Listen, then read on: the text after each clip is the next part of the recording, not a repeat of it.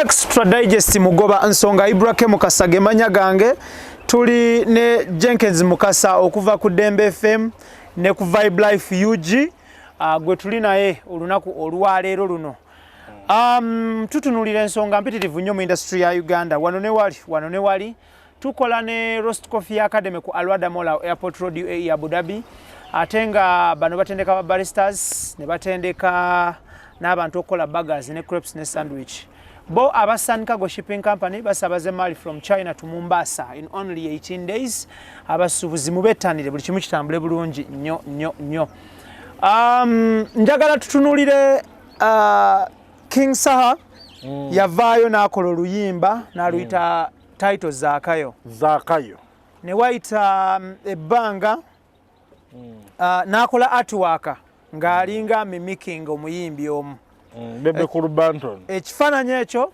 byemu ku bifaananyi bya Bebecool ebiri official era ng'abayimbi bebe ku bifaananyi ebiri official kiki yakola n'ajjawo mutwe gwe n'ateekawo ekirala so twali tuli awo mutabani wa Bebecool Alan Hendricks Sali n'akola oluyimba nga baluyise Matayo nabadde ndi awo nendaba omuvubuka omulala n'akola oluyimba nga baluyita Petero Zakayo yali muwooza mu Bible era bwe nagendako Isirayiri oba Isirayiri nalaba Zakayo bamuzaala nenkolawo ne show era Zakayo mwali mu bitabo ebitukuvu by the way kyovula bagamba nti Zakayo yakoleranga Caesar kabaka Caesar give what belongs to Caesar and give what belongs to Jesus to God tax collector muwooza so twale tuli awo ne baleeta Matayo ne Matayo w'amaanyi nnyo mu bitabo ebitukuvu ye Matthew twale tuli awo ne baleeta ne Petero kyakigenda mu maaso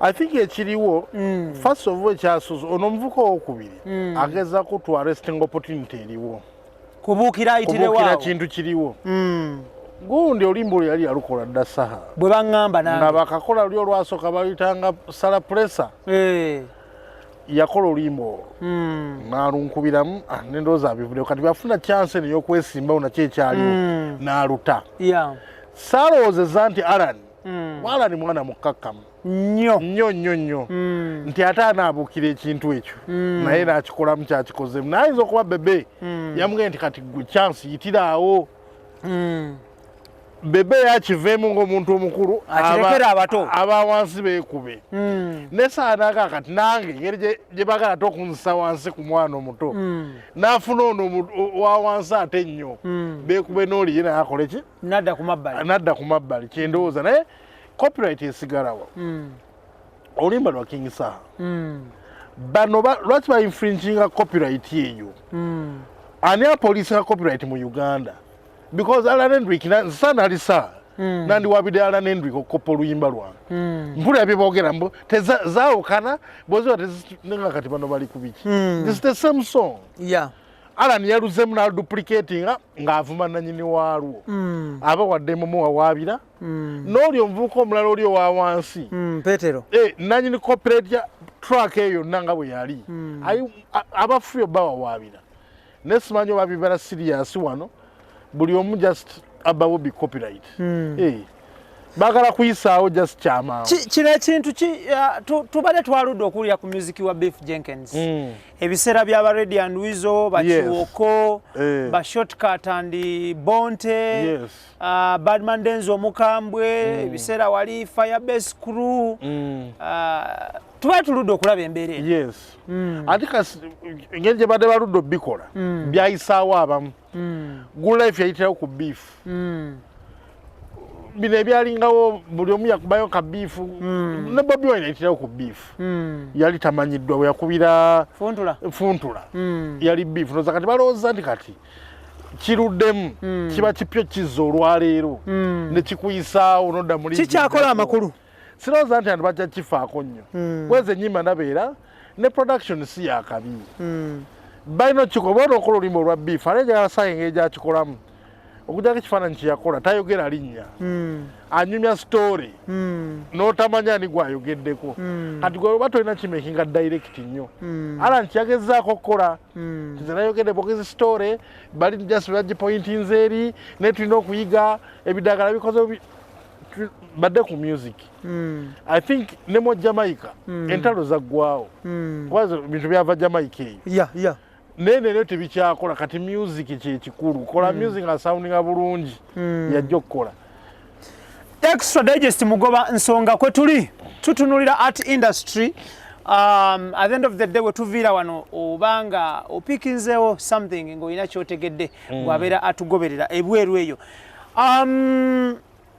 Saha nga Saha mu mbeera gy'alimu olwaleero luno ng'ayagala obukulembeze such a project yemuteekawa I think obukulembeze si focus yaabwe nnyo kubeera teri ssente zibi okay in picture batuga teri ssente n'amaanyi ge batekamu okulwanira ekifo ekyo olowooza nti waliyo ekiriyo kubanga lwa teri ssente balwana ki lwaki sindisanyu agaaniddeyo okitegeera I think waliyo ssente tosanga nti eno mpengo gye bagenda obbawa tugende mpolampola batugambye nti president agenda okuwangula wuma agenda kufuna empenkoni okuva mu gavumenti nga gye bawa kusasira ne Bebecool kajjo kandi ye batawaanya waliyo ssente oba ogamba nti ezo teri ssente nga Ragadi bw'atugamba mu culture forum ye tafaanana ssente bw'omulaba Ragadi bwe yali bw'ati emyaka 10 emabega waliyo ssente mpenkoni eno bagenda kugibawa ezivaawa sente za muntu oba sente yamwe wa musolo sente za gavumenti erina bizinesi gyekola okujja okuwoza omusolo ekyo kyosooka okiyige bwe baga nti gavumenti ewaddeyo sente ziba za muntu gwa musolo gavumenti erina bizinesi gyesolozamu sente okugjako omusolo gwejja mu bantu kakati Jenkins njala tutunuulire besides mpenkoni wawulizaayo ki ekya kye bagenda obbawa nawulidde mpenkoni simanyi ne mbagamba bakwanze banzala wabangambye gwe wagana okuyingira wuma ozala wa buzalayi olemesa bulemesa nane mbagambye number one we need change kuba sindi aluddeko ekisanja kyaggwako navuga n'ekyokubiri mu covid navuga ne covid kakati tumbuuza byakoze kuba yalowooza nti abeewandiisizza bokka bebena interest abantu abazimba industry era tebali sibaawuma bonna ba Steve Gini ba Winston Mayanja list nene abakabi tebali muwuma balina interest muwuma kati bwalowooza nti mwe temuli bamemba ebushino ne byayogera oba toli wawuma tolina ne arrogance amala budde industry abagizimba tebali muwuma era balina interest okubeera ki okulaba nti ebintu bitambula bulungi tubuuza sindi okuziiki tunnyonnyolewo nti nja bimalayo sooka otubula ebyokozeko for now ekiseera kimu n'ekitundu tugabe nti okozeewo kino tukirabe tekiriiwo bwe nabuuza ne baga nti gwe toddamu kubuuza kuba gwe wagaana okwewandiisa ovuma buvumi wuma lwaki teweewandiisa mu uma because tegeera nkola yaabwe saagala kubeera part of ekintu kyesitegeera bwe kitambula era Isaac Ruchi mukwano gwange nnyo naye ye mwali mmwe bali mbabuuza convince me munnyonnyola engeri gye naabeerawo ekitiibwa kyange kisuuleyo nga mmanyi tebakimbuulira kane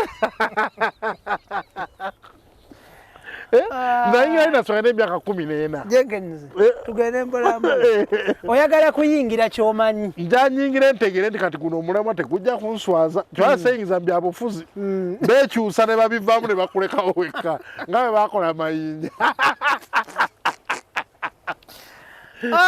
masitoni tebamukola okakanaga ate ayimba lwimba yagaa nti muzeeyo akalulukako olwagira nti ate bigaanyi noka kati oliwa bangambye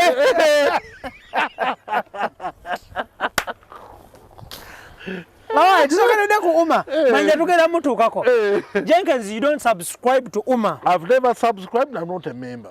But you criticize uma so much. Yes, because I want to put them in line. Advantage jokubao in future twandibale twagala nti gye bayita police board yaabwe bano basaha bonna basindi badde mu police board they can do whatever they want waggulu eyo executive wano ebeere n'abantu professionals abakozi nga bola nti Bank of Uganda ebeera nayo omuntu agikulira governor mukozi asasulwa era alina deliverables ze zirina okuba nga ziri achieved kati police board oba gye munayita waggulu oba board ejjeegayo nti mukulu guno omwaka twakusaba okole kino na kino okozeewo ki to accountability abaliwo bonna abeesimbawo bikyali mu interim tebalina busobozi tebalina busobozi obeera ekyo kifo kinene nnyo kifo kinene nnyo ekyo sini takisobola n'essaawa nabadde mbasaba bw'aba akifunye bamutwale bamu induction bamutwale Kenya balina system ekola obulungi ko bamutwale n'awanene sente bweziri bamutwale Dubai bamutwale waliwo ebifo ebirina system London ne South Africa wenyini bamutraining nti bwebeera kino kyekino kuba afuna omulama kwanaatambulira ekisanja ekyo sini teyakifuna Waikibenda teyakifuna Sophie ate teyalina kyeyafuna n'okuba talina kyeyakolawo ate kakati bwali tamanyi kyakukola yakolawo gano mazima kata batagala kumanya abantu Sophie Gombia yakola ki for uma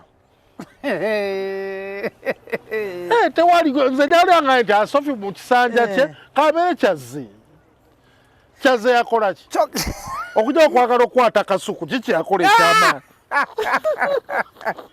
nkubulira amazima why tewali induction tebanyonyola nti omulama tutambulira wano ebigendera bye bino tukola bwe tuti tulina okuyiga okay in a nutshell you want to tell abatulaba nti okuva umma since its inception okutuuka olwaleero luno tewali mukulembeza alina kyakoledde bantu okujja ku soliciting akawunga eggulu ne bakaleta ne bakageberako bye baagala ne bafuna ebijanjaalo ne baako bye baagala awo bonna bawumanga erimu okola ID nagwo mulimu nti oli yakola ID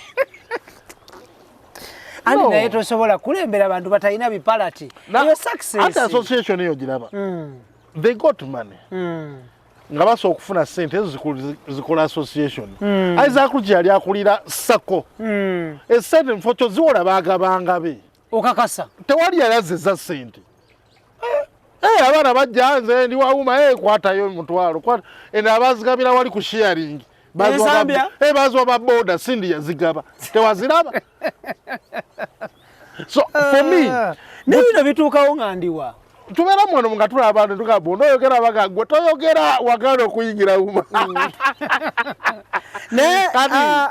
gundi akoze atya Bigay aperforminze ate ku kya treasurer talina kyakoze Bigay Bigay yemuleke nali nga Bigay afuna omulimu abeere omaye omusajja omusiraamu nnyo imaani nene naye ng'afuuka imaamu afune kuba ddiini gy'alina n'obuntu bulamu bw'alina wavamula ebintu bino ajja kuba imaamu w'omuzikiti nga musajja munene nnyo wakabi namugala mumanyi nakolanga naye Bigay twakolako naye wano tuwa Castle Milk Stout musajja tayogera mukakkamu era bwakusanga gyebaleko ssebo nesitegala bino byakola gyabiyigira nina tugenda embulambola omusiraamu gw'osindika mu kubeera imaamu mwakola ne promotion y'omwenge ati munekola ssente ate onukolwa waliwo akasente guli gwali mulimu kati oli waba akusasula nga sijja kukola omwenge yali atandika nga yeetaaga kasente yali yakakola akayimba ka indicator ndekano oyagala ni mukwano obuyimba waliwo n'akala ke yalina ng'anyenyanyenya sibujjukira yabulira bulungi nga is a good entertainer naye bwe yatandika okukola ebintu byesitegera buli ne muuzajjuza namusanga mulungu ne mwa Bigay wabaaki Professor Bigeye n'aseka naga muganda tujja kumiitinga nali simanyi nti erinnya eryo liggwayo nti Bigeye naye yankoze bulungi n'aresigning omulimu ogwo wabadde agukola bubi naawe era yagutanagaze sidda naye tewanabeerawo mishandling of funds because there were no funds to mishandle baba wa million 4 ne babongerako 2 ne bakola ID ne bagabirako ababoda kakati tugere mulambula basoka ne babawaana ne babongera abi ne bakate zimala ne babongera abi milioni nkaaga ne tubabuuza zigenda zitamu twaguzeeko printer ya gundi bapangisa office ku National Theatre ne bagula printer ne meeza okiraba ne bakubya ID ez'abaana abayingidde buli ID tukitwale nti ya mitwalo ng'etaano baka yebiri bo babawera ku ebiri baka bajibawera ku ebiri ne babongera sente za sako saategera bazaali meka ragadi zonna ziyita mu ragadi National Culture Forum ragadi yagira amalina okuŋŋamba nasayinize sente ne bazibawo ne bakwata sente ezo ne bayita abaana mu green room ku National Theatre ne batanga mwewole sente zo naate abeewola gundi mugwanya yasooka okwewola mugwanya yani oyo DJ Michael King Michael yasooka okwewola yewola meka simanyi makaze bamuwa naye tezadda buli yewola teyazza yatwala butwazi zirika ze babebeza sako y'abayimbi nazo buli omu yamukwasa kifaananyi ono yafunye ne biga ne gundi musajja affe Honorable Hildaman tazzanga ate naye yafuna ne sente zo baali babawoze babawampe zaali za sako y'abayimbi president yabawa sente za sako y'abayimbi sente zo because naturally Bebecool akatambika yateeka yaka Hildaman lwaki ya muting eddoboozi ndoza ebimajasti byakyankana so obadde tugamba nti wasanyusa bigayo ku resigninga because we need treasury yetaaga omuntu who is trained in finance ajja kuwa value ekifo ekyo wekiri gwe tova gy'ovudde mu kino kyekikalu kambeere wano yes kati bigayi yavuddewo ng'akirabye nti ebintu tabisobola twagala omuntu anajja nze mbadde njagala bonna baveemu badde ku police board waggulu bonna basooka baveeyo eno tuteeke mawulire vacancies mulange twagala treasurer ojja ne degree in finance and accounting wabula kyogereko waliwo ebifo mu butuufu nga byetaaga obumanyirivu byetaaga empapula twagala gojje mbw'oyagala bwa gundi treasurer olina kumanya degree mu finance and accounting accountability ziri nti wetaaga sente ozibalirira okukola biki bina ng'onaasobola okukola audit and you are accountable to who police board oba nga bwe bagiyita police board naye beeremu ku bagezi waliyo Kyagulanyi Council Kyagulanyi Silver Kyagulanyi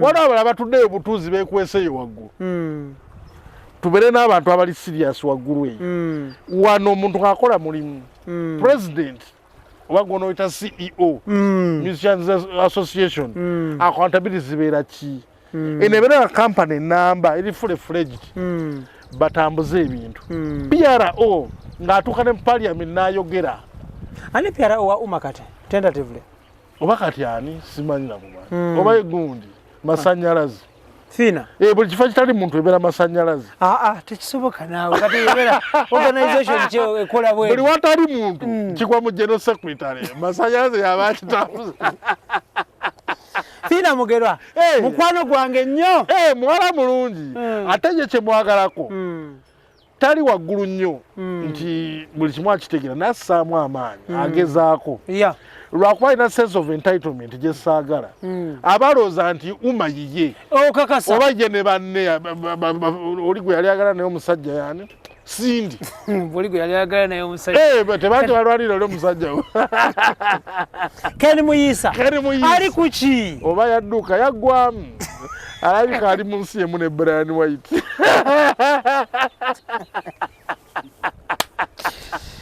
okay so fina obuzibu bwe self entitlement amanyi agezaako ateekamu amaanyi ge naye afiringa nti ate kati ataddemu nnyo alinako shares probably by the fina gundi edduuka lye lyajja omuliro ku National Theatre baba n'adduka n'ayita Kiwanda alina ambyule gundi fire marshal nena saakitegeera naye gyemezi ebimu owaayiriza naawe nali ku TV ekifo kyayidde awajja otutulawo nnyawo zebula container omanyiwo nnyawe kakati ng'ayise Kiwanda jangu olabe mazima ekyanneewuunyisa ku fiina yagamba nabadde nafunye looni nga jjo nakasitookingamu nakateekamu sitooka empya bwene byonna byayiriddemu Kiwanda what a coincidence wadde wakateekamu ebintu omuliro ne gwata Kiwanda ono kadda waffe nnyo wa NRM era tulina omusaasira biki ne manya kanoza aliwo ssente ezibadde zibalo naye abaana abo tetuli basonyiwa. I know. Why? Good. By the way, wallahi. Jenkins now. Chiwanda ali kuchi. Omanyi nze bintu bingi byestagoberera. Chiwanda ali kuchi. Honorable Chiwanda ali kuchi. Chiwanda yawunya. Si namba nya. Owawa. Namba nya mu gundi ya NRM. Ate NRM jawule ku government. Mu government baamugoba. For simple reason. Bamukwasa tourism gundi ministry. Yeah. And antiquities. Najizanyisa teyajikwa. Chiwanda twamwanga proposal. Hey, ngakuna message I'll get back to you nataddamu. Ogera okulanga sponsoring abubina. Okiraba? Miss Kavi. Miss Kavi. Ati issue gye yalina Kibanda yalina okubeera nga awuliriza ebintu ebijja n'abiconsidering nga n'ateeka value ku tourism. Tourism mu Uganda eri kinnyo kaakati. Kuba eringiza ssente nnyingi. Nnyo. N'omukulu akimanyi. Tourism baabaawo tuli. Olina okulaga nti eba industry ya nkizo nnyo. Yendoza teyakitwala bw'atyo. Omukulu n'amukuba next. Yakola da? Yamunyiga next. Bamuwa sente yaziteeka mu ki? Ya sponsoring a Miss Kavi endala baazirya mu gundi mu MTV ezitaabaawo. Gundi kwe yalina okujja. Gundi kwe yafuna ssente. Ani? Kagoda. Kagoda yani? Bush avuga Kaskai mpya 2020 model. Bush yakola ssente mu mamazi wali ozina. Bush yafuna ssente. Bush non Kagoda yafuna ssente. Ekyali wange nnyo. Gwe mubuuzeeko nti mamazi ozimanyiiko. Ayinza obutagala zogera kuba tezaaliwo. Naye mamazi mbwe aba media, social media, n'abekiwakanya gavumenti mwazi kuba mwaba media. Ate kati media twazisangawa. First of all, mwaddanga kuli ne museketerera mamazi aba media ab'amawulire embu nga kwotadde n'abaana abawangalira ku mutala social media. Kati era Kagoda yabamanyi. Kuba Kagoda yali kinnyo, yali atambuza n'aba South Africa. Abajjo filming sights and sounds. Yogera ku kintu kya mamazi zalina okubaawo. Tezaaliwo akasente kaagenda. Bakakavula. Mbuzi oganyi gavumenti terina business okujjako okunganya omusolo. Mbulira gyekola eri luddawa. Nti erina omudaala gw'ennyaanya, erina gwa watermelon. Naye kyamanyi ku Bush. Bush ali legit, ali straight.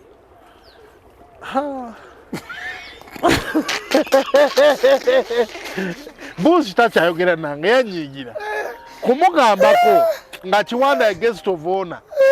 Kiwanda najja ne bateekawo akagundi kabbaana emabega wali akaliko nti mamazi akafaananga nemugaino setup tebadde ennungi naga lwaki okriticizinga lwaki buli kimu gwoba nemuga gwe akakufaananidde bulungi ku mbaga ke tubatuteekayo.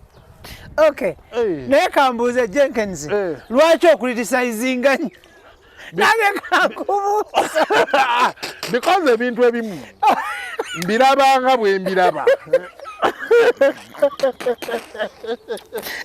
Nesi kambuuza banjagala nange mbuulira lwaki okriticizinga. Bw'oba editinga programu eno noja akafaananyi ka Bush ne Kiwanda nga bakola press conference ya mamazi olaba ebbaala gye baateekayo olaba ya mamazi tetwakola mamazi tumanyi kyakabi. MTV na Michael Jackson nga alookinga MTV okiraba neŋŋamba kati MTV brand y'amaanyi mwenaba kabbaana neŋŋamba kankubire Bush ono mukwano gwange banga yakiri nga lwaki wakoze kabbaana n'antabukira. Yagamba atya? Yanga lwaki buli kimu gw'okiringiza n'okikriticizinga tobeerako positive always negative energy. Oze kale ebbaana ebadde ennungi nyesinga ne screen. Kati mwatuuka kunya n'omugandike bamuteeka emabega ku mbaga ye. Namugamba ekintu ekisinga abantu batakikanya value ku mbaga zaabwe. Bw'ogaa nti kirungi nnyo kyagadde tukise ku mbaga yo. Koye. Kirabuza bagayi bange mu luyimba olulungi osala keke ne mukyala ku mbaga lwe tubatukuba ti ate sirwagala. Nemuga si lulungi.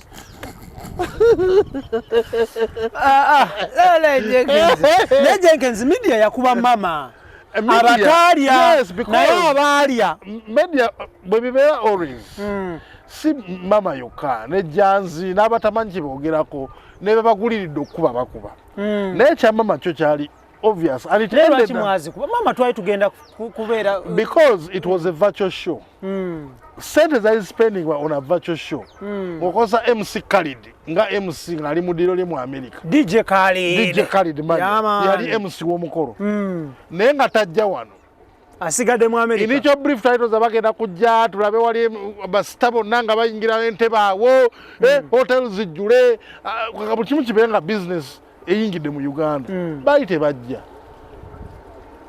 ne tukakati why do we spend a lot of money ku kintu ekiri virtual anti kyatuuka mu sizoni yakuba nti ensi yali nzigale ne tuka mu kyongezeeyo era bannamawulire ne bagana realistically lwaki tukikola kaakati olina nga nti akyayise dda togeza n'okyogerako ekyo kati it's past tense, it's going to happen whether you want or not ne tulinda nakati ninda ate yali happeninze okyakirinda ninda bangamba it must happen tugenda myaka egi esatu tugenda mu esatu teziriiwo ninda gundi Ssenyonyi Parliamentary Probe Committee agambye nti akasente ka mama gavumenti ka spendinga mujje mutunnyonnyole tanyega okiraba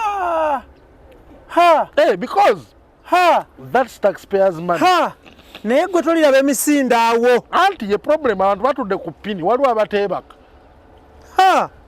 kyogereko okimanyi nti Honorable Joel Ssenyonyi ajja kuyita abantu banyonyola akasente ka mama baka akasente kali ludda wa bwe kimanyi kyekyaliwo why was the payment made abantu bagenda kudduka emisinde antu bagenda fa pressure ate baga muve ku chips tebawulira balya chips anti cholesterol yeyongera baligenda okupika cholesterol ali waggulu ng'ozirika so oyagala abantu balya akasente ako nga balya doodo abo bonna kali beeteekera embeera enajja maaso balya nnyo obutulo obutono obwobale nakati doodo kuba embeera ejja kuba yeetagisa ebyokulya ebyo tukola ne Lwazi Forestry basimba emiti gya kalitunsi bakufunira ettaka n'osimbako emiti ne bakusimbirako emiti. In fact bafuna okuva from 1 acre up to 100 acres aba Lwazi Forestry bakugamba jangu bakusimbira emiti bakufunira ettaka bati n'ettaka ery'okutunda n'ery'okupangisa babayise Lwazi Forestry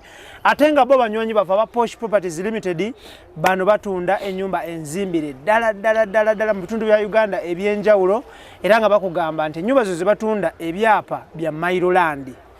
Jenkins, yes sir. Mama zino tusaba ffe abamu bwe ziba zikomewo temuzikuba.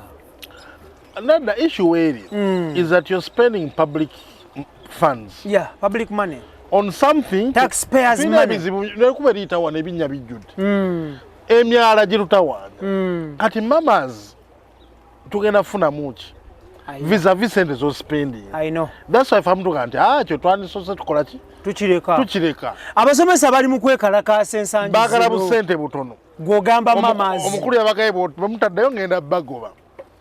Mu kifo ky'oteeka sente mamas w'abasomesa. Okiraziwa abasawo. Tulina ebizibu bingi kati ekyo kyo kyali looked good and nice. Naye mamas did not even happen last year. They will not even happen this year. Kwa franchise eyina ebizibu already. Bakiŋŋamba ekyo. Ffe twali tugezaako kizo kusa muteekemu biki.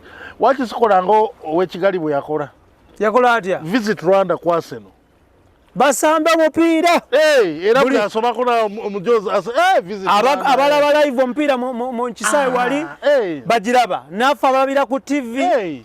Tukole ebintu ebisobola tuyamba batwagala kola publicity. Wabula ow'Ekigali yabala nnyo aka visit Rwanda ako. Ate nga ne wandisobola kikola. Tweke ku maniyo. Anti abo bali sente za mirundi 2 Jenkins. Ez'okubbako n'ezaabali entuufu. Kati obuzibu tulina tusooke tukwata ababbi. Kwawana ababbi. Era bajja zirya aba. Bayinza n'ofuna maniyo etali ntuufu. Bano! Bafunye maniyo y'ekisangaani Kongo. Obuzibu tulina. Naye nga ebifo platforms zisooka promoting Uganda tourism nyingi. Weziri. bwe tuba tuzikutte bulungi ne tubeera transparent spendinga ssente bulungi nnyo. But still there is another side abaga nti mwe ababeera ku mikutu oba ku radios ne TV you criticize a lot. Yes, because for us tulaba ebintu mu ngeri ey'enjawulo. Omuntu ali munda gw'awapa DM ne bamuwa caayi ku lunch mu boardroom simanyi biki n'agenda ekiro n'alya eggulo n'alya barbecue mu meeting ewedde tasobola kulowoozanga nze atabaayo. Bw'ajja kumakya mu boardroom bamuwa kacaayi ne bisikuiti ku ssaawa 4 ne bamuwa amazzi ag'okunywa ne bamuwa oyagala ka kofi n'akanywa ekyemisana ne bagenda ku seena ne balya n'alya steak biki nadda meeting bwegwa ku ssaawa 10 ne bakola barbecue ne beer drink up oluvaawo ne basayininga transport kati asooka okulowoozanga nze ataabaddeyo akiraba ne plain eyes nendalanenga alabisa mugaati okiraba so kyovala audit omuntu abeera mu audit team tabeera part of team yakola implementation ava mu out of the team. Kosasi obula someone nga ali neutral kosasi tebabeera bali aba minister badala ka kosasi beera ba minister memo parliament aba opposition ne bagirwani kakole checks and balances naffe kye tukola lwakwaffe olugira nti obalaba abo tebalina kye bayamba industry gyoka gye batakuyamba ffe bagitandika si ffe twagitandika saye twateekako buloke yaffe ku time yaffe abagitandika bamatovu bamasagazi weebali bakyagiri mu buma yammwe tebaliimu era nabo basajja basirika busire bagawa waayi twakolako kye twakola. Papa Moita ali mu uma naye lwakuba ye weruwiisha era ajja n'abeerawo n'awuliriza ekyabwe kye baakuba Musicians Club 89 yali Papa Moi gundi bagitangani yali kulibwa kibuuka Federation of Performing Arts iyo gye baakuba ne bateekawo uma ne gundi National Cultural Forum era bo ne basirika twali tuli awo n'omusajja waffe UPRS naye bawasula ne babakuba bona ne bavaamu. Ani yakuba abantu bano? Ali kati simu wejja ne baga nti bano bali tebalina kye bakola tandika ekibiina ekipya tukole structures empya ne babajjamu era wasula ne bamuggyako UPRS n'ate gwe baagikwasa tebamuwa maanyi girwani oyo Obi wa Bamutanto ne Mwanda twasomanga naye talina powers zirwaninga UPRS nga bwina kulwaningi era abaana ne bamuga gwe tokwata nnyawo adamno bagira kankole sagana agamba wayi kati koze etya eno ne bajja ne bagamba to collecting sente ze twagala UPRS collecting talina collecting instruments. Jenkins njagala tutunuulire olwaleero mutematema ensonga ne Sendi mubeera ku radio ne mutematema ensonga. The show is doing very well with good numbers. Abantu bagiraba nnyo bafollowinga nnyo everywhere. But there is a certain group of people who say nti temuyina buyinza bwogera ku art industry because bebuuza contribution yamwe ku music industry terabika. Kati ani agaba obuyinza obwo kyembuuza yayogera ni yamuwa obuyinza obwogera as long as mbadde mu industry enebbanga erimala nempita mbuovu n'ombugga nina stake n'obuyinza obwogera ku industry. You are a stakeholder. Nze natandika okubeera mu industry nga n'emyaka 14 1988 something like that da nga tetumanyi ne tuyiga mpola ku National Theatre awo bamesa abo baragadde mu jam session biki tukoze byonna ndikodinze ennyimba ezirina albums ezirwani as an artist abamu abali ku gundi tebana luyimba na lumu lutakopeddwa era baddamu ziriyo ne bazikuba oli bwakwata conscience n'amukuba n'amwoza mu Luganda n'amuteeka wali okiraba. So omuntu yenna alina interest mu art alina right to critique kyotakola bulungi babikosa kusirisa aba ku radio lwaki mwogera tubayita ne bajja ku radio ne bawa ensonga zaabwe bagaana n'okujja nga tebalina kye bagenda kwogera. Yes eryaffe liiso because tulina katuyamba tujja ku media okuzuukusa abantu kino si kituufu kati oli abadde akukusa ekyenanyiiga nakakati lwaki ate nze banninjidde mu gaati banjogerako watwaga akwogerako toyingira lutalo lwaki bagamba bw'oba toyagala nkima zikonyeko ekira tewetaba mazina gazo mazina ga nkima kakati gwoba toyagala oli muguuni otututte sebo oli waggulu naye toyagala kwogerako ate nga byokola tebituukiridde fe tetujja tugenda byogerako paka ate nze nga njogera n'amannya ngogera bala baga ate toyogera amannya ate kati besogera amannya bana amanya makyawe gwenjogerako nga nedda ssebo olagadi olina okukwasaganya olagadi katonda juzi yanyiigira bamuwa drone ya National Cultural Forum n'agivugavugamu naaba nga takyagivuga omulyayi nankwera nga ninga mukyala wa ragadi avuganye emmotoka yaffe naye nga ragadi sijja mukubira simu ajja kumbuzaabuza negenda ku rediyo n'okigambe ensi lwaki emmotoka ya National Cultural Forum egula nnyo obutungulu egenda nnyo ne mu saaluuni mu bitundu byawa makindye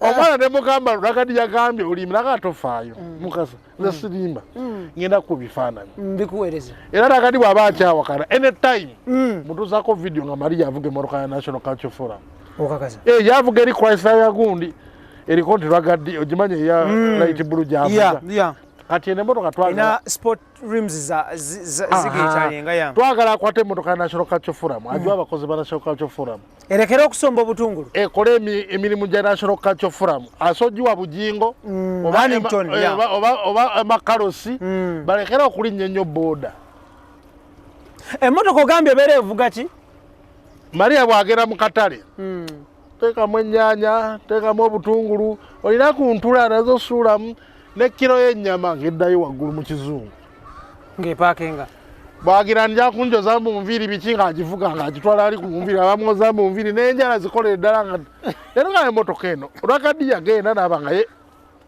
pulezidenti yagivuga lwaki yagiwa omukyala n'asanga Seni n'amugamba nti amanyiwe ebyayogedde si birungi era ngenda kujja mugamba establisha nti era nga tewali buzibu ngenda afuna ebifaananyi era ajja bikuwaako wano oteekeko nga Maria agigomba bwana kati ya abuse ebintu nze nakolanga mu biyeti edda nabeera n'emmotoka we nabeera navuga emmotoka ndoza kumpi nga 5 nze nga so mmotoka giwa wadde muganda wange avuge ey'ekitongole etteeka ya kitongole bw'oba sigwa ogivuga gipaakingi bwe ndowooza National Cultural Forum bw'eri temmotoka baragadi gwe tosobodde givuga giwa omukozi wa National Cultural Forum agivuga ekole emirimu emitongole togiwa muganda wo jjajjawo mukyalawo kinalingezaako munnyonnyola toyagala wulira nti Prospatra yali mu Prospatra tasobola nagira amanyi n'ovuga Prospatra amanyi avuga motoka nze mulawe wali alinnya kawojjolo nga swi yeyongera amanyi ovuga yajjanga ku UBC n'emmotoka ng'avuga ayinza oba yayiga naye nga kyekikulu Dani alina okumanya nti kati Dani musajja wange emyaka mingi bali n'omuwabula naye kyala abantu bagamba nti Jenkins abantu abanyigiriza nnyo balemerako n'obafiirako ate bo tebanyigiriza batya genda kola ngeri gye banyigiriza nze nga nyumira music wa Uganda bw'okwata olima lwa zangalewa n'olukubamu ani yalwozaamu Odiambo yani Daddy Andre you make me skip like kangaroo ti andere sizangalewa oyo gwe batonyigiriza matu gange okuliza ennyimba nga zewakopye banyigiriza nange ne batera okuba nga sagala kusirika naye okimanyi nti Andre gwoyogerako bwotyo mukwano gwange era mwana w'ensambya homi nze sina buzibu n'abantu nze si eneme wange olanjogera ku Ragadi mukwano gwange naye bw'okola ekintu tulina okukyogerako bagenda basobola ennyimba bw'ozogerako nti onyingiridde nnyo gwe tonyingiridde odunteka mu matu gange nga ndumanyi ali omulala yayoza oluyimba mugwanya talina luyimba lwakubanga taluwulira King Michael naawe omusajja alina gundi lwatakuba yakuba gundi ono omuvuka ali ku billboard bamuyitaani oyo Banaboy oyo yamumalayo azzabuza mu Luganda okakasa era ye namugamba naga ne lwaki onjogerera nnyo nga nkukusa ebintu byange ne mugalekera awo ebintu by'okola naye ggwe kitegeeza abantu bano bateekamu obudde tubawe credit bateeka obudde yensonga ki copyright eganya okula e Uganda because ba front ba copyright they're the first violators. President wa National Culture Forum ye kabaka mukoze nyimba ye violator number ni oyo Ragadi vawo nawe Ragadi olwa mpita waluira nga alukuba swiririri tawulira nga aludda yasaba rights baina olaba Jenkins sujja kubeera nga abantu basaba rights nabagamba osabye rights tuyambote ku Facebook page yo nti nyize nga viboye bwasaba olwa Same Kasule ne balumukiriza n'aluteekayo n'aleteekayo ne olima n'okubula Ragadi n'akubula eza busy signal yazisaba ekiro kimu kitiwa muna ate ekiro kimu kitiwa okiraba kyokka gwe President wa National Culture Forum yabuzibwa tulina abantu bonna ennyimba bagala nnyo quick wins ne balusomola kalo kasita namugamba oluyimba lwandibadde lwakabi waite olina kukozesa track ya Wycliffe olwo balance taasa alukoppa saatawaana nenkwata oligino nenkuba neeno nezifa alibaka nga zifaananye koze tezafaananye lwe luli yaluze embuzi. So kati Jenkins abantu bano mubayambye eki tugezaako basensitizing gwe mulimu gwawuma gwolina okukola copyright arrest tutandika okuba nga tufuna certificate mu UMA nga association oba UPRS nti olimawo olufulumiza olregisteringa bwe luba gye luli tebakukkiriza ne radio bazigaana oddukuba nefe abantu bayita eno wansi ne bateeka eri ku radio olima nerikuba lifuka lwakabi abantu baffe tebamanyi nnyimba si banyi tebamanyi ennyimba ezo oli aloza omwana yakubya akayimba boleeta kati omulemesa kati omuvubuka wa gundi olusuku lwa seminti yabbye olulala yabba olwasooka ne baga nti baba mulemesa yabbye olwokubiri naye abaana bano mugenda babuza ekyokulya Jenkins abaana bano they have families nti kakati kyoba okola omubbi agenda n'amenya ewuwo n'ajjayo ebintu bye ate alina famire walinga simutwala ku poliisi omusajja alina famire oba obbye naye nga oyo omwana alimpa nga ali talented ate ali talented kuki okuwa olimba lwa mozero ediyo olimba lweyakuba lwaliyo so bwonga nti oli talented molimba akayimba ke kanyumye kalina okunyuma kuba n'akasooka kanyuma mweyakajja wayoza kanyuma n'olwekyo kalina okuba nga kaki edda wano twayogera katandika toka nto ku myaka nga 10 emabega omukulu yagenda n'akuba kavaluvalu nga kayimba kava mozze munnanga nenjogerako nebanga tojja kulala ku radio eno sokyogera kamiri olimba teyalubbye biki Same Kasule mwenyini bwe yajja Uganda nagamba ekituufu ne ku show toka nto wogera Kasuku live ku eri yagamba musajja ekituufu yabba oluyimba lwange nenabireka nenga bali abatamalina kumanya teyalubbye ffe tumanyi music tuwuliriza era manyayo wasomodde ennyimba 60% ezikolebwa kakati yeziri okakasa waliwo wano abaana abakuba zino ennyimba z'ebirimi mudura simanyi oli omulala yani abalapinga n'ennyimba z'ebirimi gyeziri nebasinabeera nebaka bogera ngo atalina lulimi traka z'abajamaika oyo nno omukwano gwange ani mudura waliwo n'omulala bulinga butaano bungi obuvuka so mukwano abo mbalinamu omukono abaana baana balungi naye tulina okubateeka ku mulantu bagende kakati kwata gita n'omukubi omukube ekintu ekimutawuliddeeko kubanga oleta problem gye balina ennyimba zozisaba edda World Cup yali 2010 South Africa Karimu Sava ngoma yange first of all bagenda ne bagenda ku Fenoni ya Steve aba MTN titwagala kukola kalango ka World Cup ne baleeta sample balina gye baali bagidde sibulanga kati okola kalango kantu nosooka tusabe permission okola track bagiyita rock this year hot this year ye Jamaica balinga bagenda bagandi awe Steve akabasoke bagule rights ngayagala kulya sente agaye rights basituna kumisa twafe jamu tugikole oba bagenda ne bagikola uraga mafini bipale maana simanyi ngera genda nkobe south ojukira bibundi kati kyesamanya nanyini track yategira jukira World Cup yali event nene world over ne MTN nene akalango kagenda kagwa mu Jamaica nanyini track n'aweereza intent to sue. Ne batandika mbu ate Winston Alaka yamukubidde n'amugamba Winston teyabagamba. Event yali nene nnyo ku attracting attention y'oli. Omujabaka n'awandiikira MT intent to sue okosako oluyimba lwe batasabye copyright. Era basaswe mutwalo gumu n'enkumi 2 mu kifo ky'enkumi 3. Kati bano abayimbi baffe bakopa ennyimba. Omujabaka ajja gwa ku luyimba. Afiire ku akoleza intent to sue. Wansasudde 2,000 ojja sasula omutwalo gumu n'ekitundu oba 2 ze batalina akufiireko. Tubasaba musabe copyright ezo zibaweebwa n'okoluyimba no promoting even worldwide. Abajamaica abagunda Banigeria bakikola ne bazisaba oluyimba ne luba lulwe. Neffe wano simanyi kiki mbwa tofa tebajja bimanya yakulimba. Jenkins, industry mugimenye mugizimbye. Industry tugizimbe bere ku mulamu omutuufu. Ne mulimu abantu nga bo baga nti affe tulemesa bulemesa bo bagezi. Abantu mulimu Wabuyi.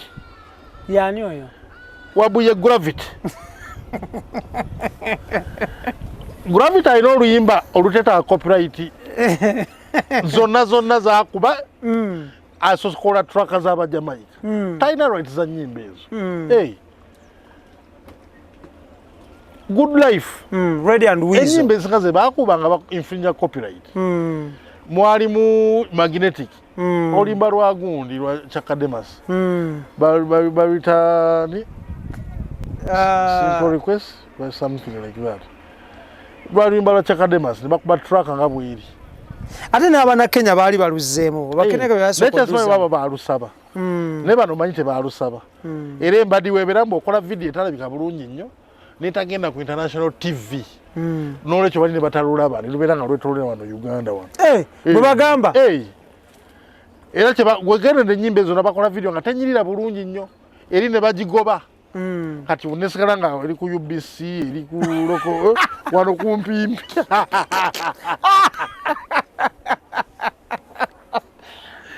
ate kakati nagiruyimba ku UBC aladdawo dodula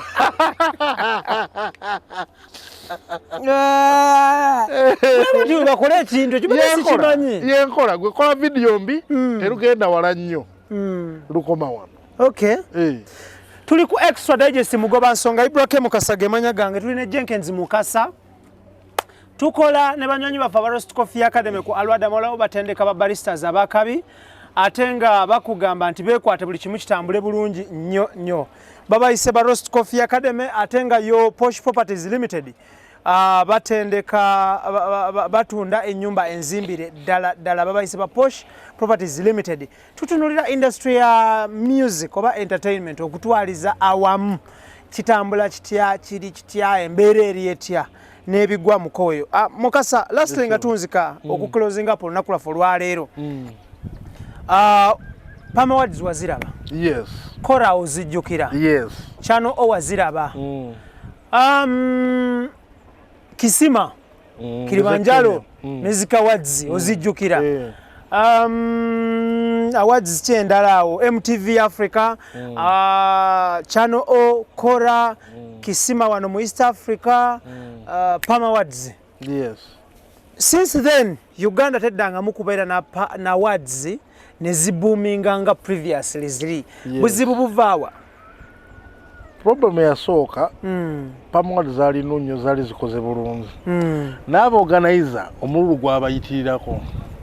Atenga ekintu kyabwe. Tosobola kukama nti nga tojwa bisagazi.